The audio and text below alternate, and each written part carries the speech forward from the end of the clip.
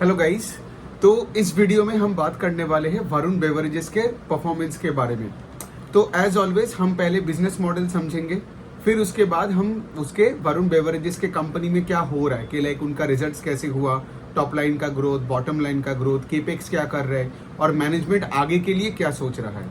तो ये बनता है ये छोटे वीडियो का फॉर्मेट। तो सबसे पहले जानते हैं वरुण बेवरेज का काम क्या है। तो वरुण बेवरेजेस बेसिकली पेप्सी का लाइसेंसर है, ठीक है। मतलब पेप्सी जो कंपनी है, पेप्सी को तो यूएस की कंपनी है, इंडिया में इसका प्रोडक्शन, इसका मैन्युफैक्चरिंग, फिर उसका डिस्ट्रीब्यूशन, उसका सेल्स, मार्केटिंग, सबका रिस्पॉन्सिबिलिटी है वरुण बेवरेजेस को, ठीक है। और अगर आप देखोगे 90% ऑफ पेप्सिको का जो बेवरेज वॉल्यूम्स है वो वरुण बेवरेजेस के थ्रू से होता है इन इंडिया। अब अगर आप वरुण बेवरेजेस का बिजनेस देखोगे, ये पेप्सिको का बेवरेजेस बेचता है इन 6 कंट्रीज। तो एक हो गया हमारे इंडियन सब कॉन्टिनेंट में 3 देश, जबकि इंडिया, श्रीलंका और नेपाल है। और दूसरे साइड में अफ्रीका में है 3 देश, जहां पे आई गेस जाम्बिया है, जिम्बाब्वे है और मोरक्को है। तो ये जो इंडियन सब कॉन्टिनेंट बिजनेसेस है 3 जगह से 85% ऑफ वरुण बेवरेजेस का रेवेन्यूज यहां से आते हैं। और अफ्रीका छोटी है, वहां से 15% का रेवेन्यूज आती है। तो और आज अगर हम देखें कि ये जो पेप्सी ने जो सारे बेवरेजेस, वरुण बेवरेजेस को ये जो लाइसेंस करके रखा है, तो उसका सेगमेंटेशन कैसे बनता है।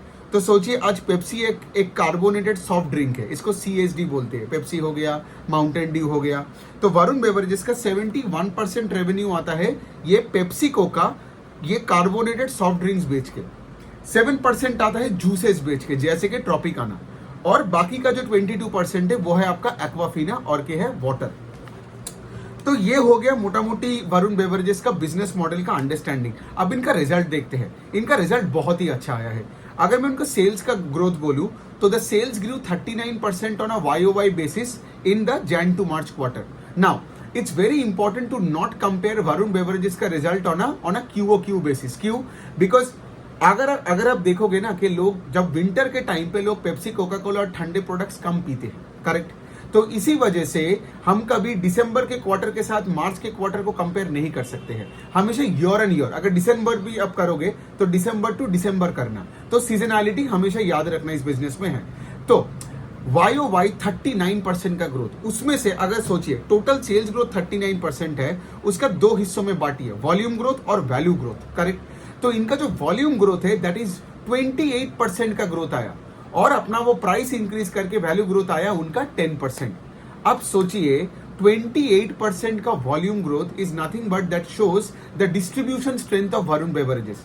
कुछ और कुछ और स्टैट्स मैं आपको देना चाहता हूं कि इंडिया में वरुण बेवरेजेस ने ये पेप्सी का जो पूरा डिस्ट्रीब्यूशन के लिए ये जो 39% का ग्रोथ आया है, right, on a YOY basis, which is immense, right. ये ग्रोथ आने के वजह से क्यों है? बिकॉज उनके पास 38 मैन्युफैक्चरिंग प्लांट्स है, उनके पास 2400 प्लस डिस्ट्रीब्यूटर्स है, 2500 ओन व्हीकल्स है। मैं वरुण बेवरेजेस का बात कर रहा हूं। और इनके पास साढ़े 9 लाख VC कूलर्स है। अब VC कूलर्स का काम क्या है? वो जो फ्रिज देखते हो ना, आप कोई दुकान में जाते हो, वो फ्रिज से निकाल के पेप्सी देते हैं आपको, उसको VC कूलर बोलते हैं। अब सोचो, से फॉर एग्जाम्पल आपने झारखंड में कोई एक गांव में घुसा, वरुण बेवरेजेस गया। अब वहां पे लेट्स से अगर आपको पेप्सी को डिस्ट्रीब्यूट करना है तो वहां के दुकानदारों को आपको वो फ्रिज देना पड़ेगा।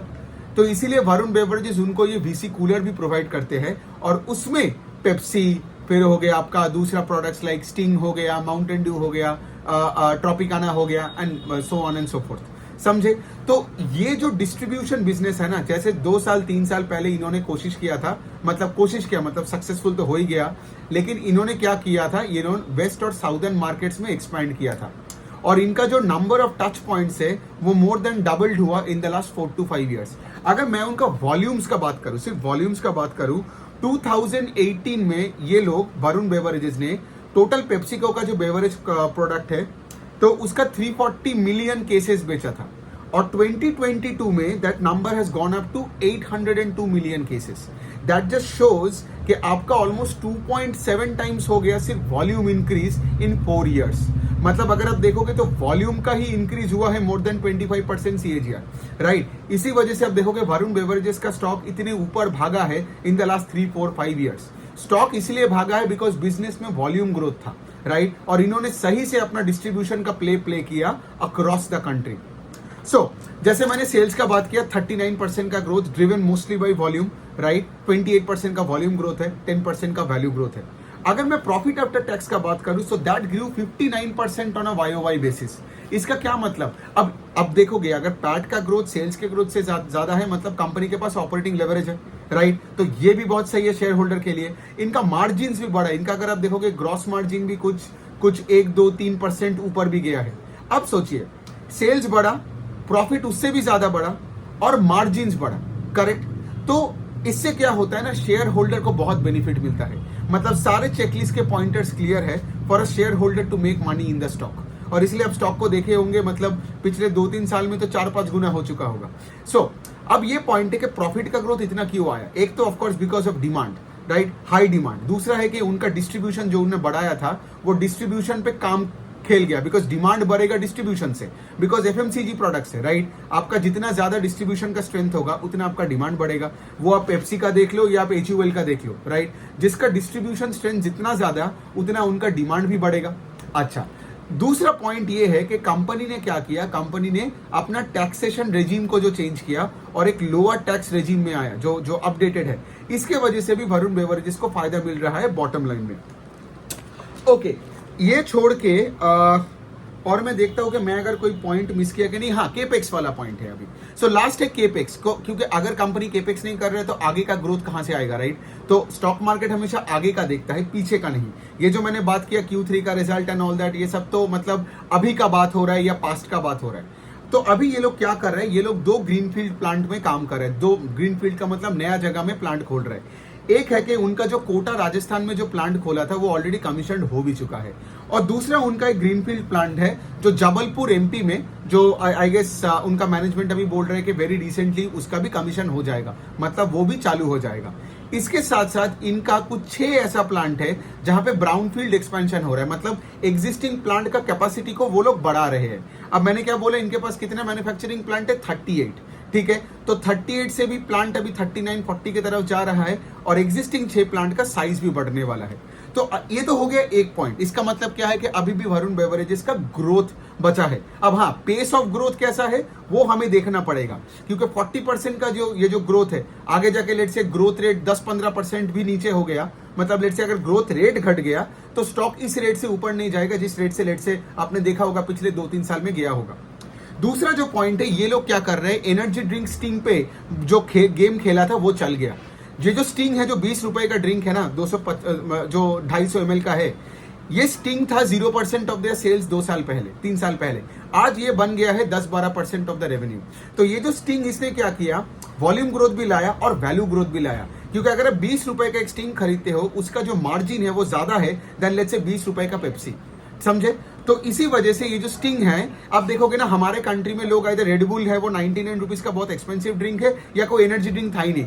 स्टिंग आके ना ये पूरा मिड मार्केट को पूरा ले लिया, ये पूरा बाजार का पूरा डोमिनेट कर लिया, जब कोका कोला इस गेम में पीछे पड़ गया, ठीक है। अब कोका कोला भी लाया है, लेकिन स्टिंग का क्या हुआ, वो फर्स्ट मूवर एडवांटेज मिल गया।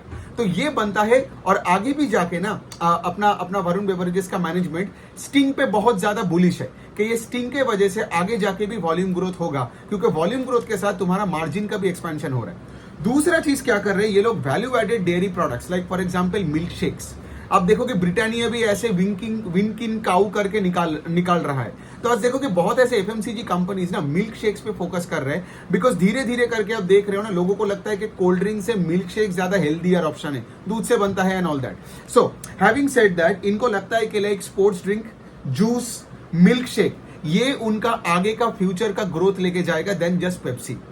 तो यही था वरुण बेवरेजेस का टोटल एनालिसिस। बिजनेस तो बहुत ही अच्छा है, मैं इस स्टॉक को होल्ड नहीं करता हूं, बट मुझे होल्ड करने का बहुत मन करता है। But somehow I just feel के लाइक अभी ये 80,000 करोड़ 1 लाख करोड़ का मार्केट कैप हो चुका है, करेक्ट। ये अभी थोड़ा बहुत स्टेबल करेगा, लेकिन जो रिजल्ट ये दिखाता है ना एवरी क्वार्टर में, मुझे हमेशा लगता है कि ये बिजनेस तो मेरे से मतलब छूट ही गया, ठीक है। क्या पता मैं फ्यूचर में ओन करूं इसको। Okay, on that note, thank you so much for listening.